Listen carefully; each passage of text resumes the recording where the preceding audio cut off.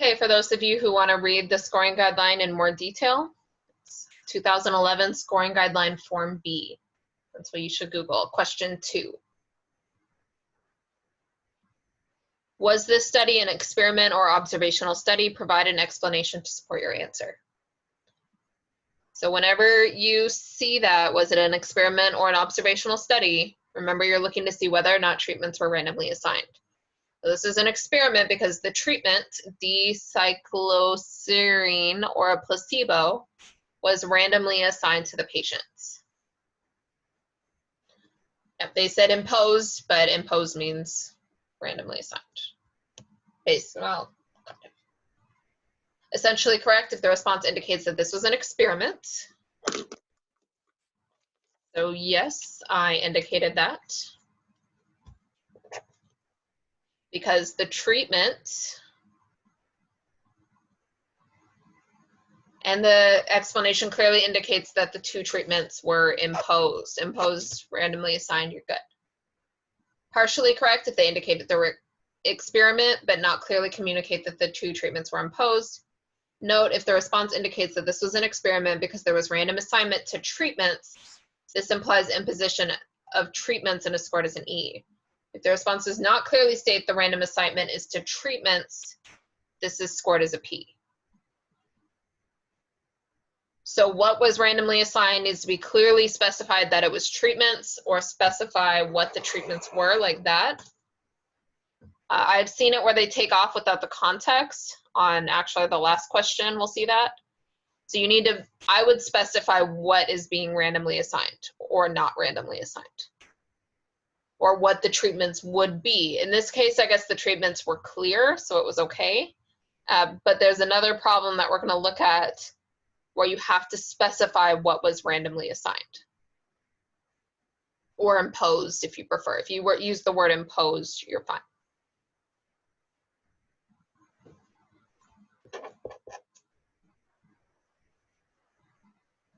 For part B, when the data were analyzed, the D-cycloserine group showed statistically significant more improvement than the placebo group did. Based on this results, would the researchers be justified in concluding the D-cycloserine pill and 2 therapy sessions are as beneficial as 8 therapy sessions without the pill? Justify your answer. So it would be really easy to say yes, experiments can show causation. Absolutely true. But if you look back at the original problem, it says after the 2 therapy sessions, none of the 27 people received additional pills or therapy. So they're saying that the people who got the placebo only got 2 therapy sessions.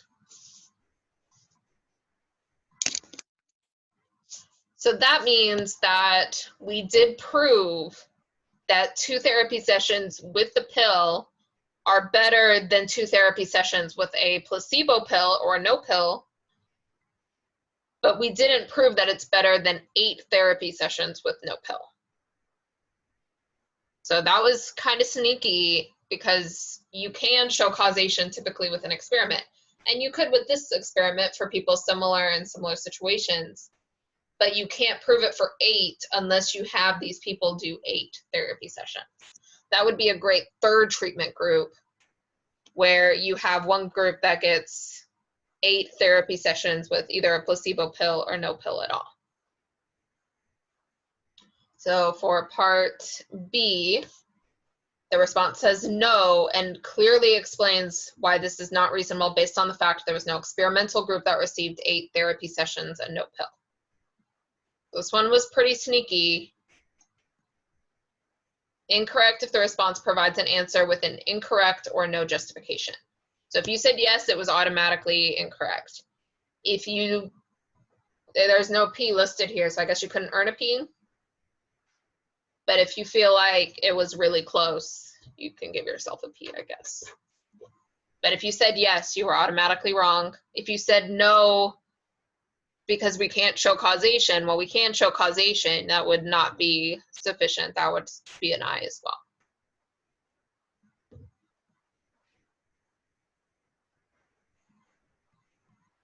For part C, a newspaper article that summarized the results of the study did not explain how it was determined which people received D-cycloserine and which received the placebo.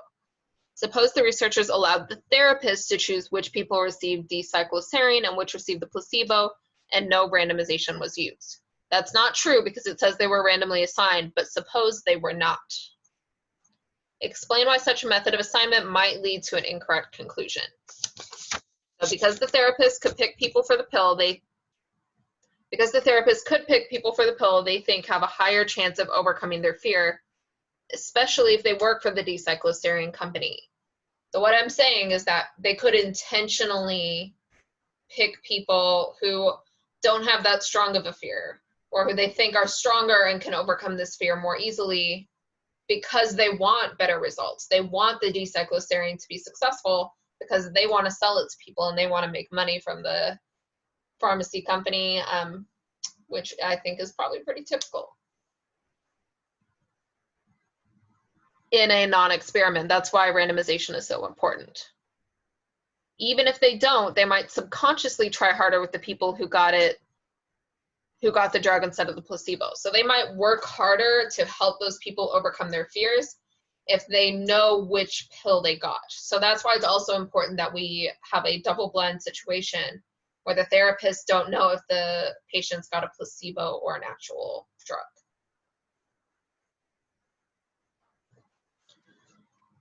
So they said essentially correct if the response indicates that the method of assignment might create experimental groups that differ in some systematic way other than treatment, and provide a justification that describes the potential confounding. Or if the response indicates that if the therapist knows who is in which group, it may influence therapist behavior when dealing with or evaluating the people with acrophobia. So I actually said both. I have both of those options, so definitely an E. Because I explained how they could choose the people who they think are better, and I also explained that even if they don't, they might subconsciously try harder.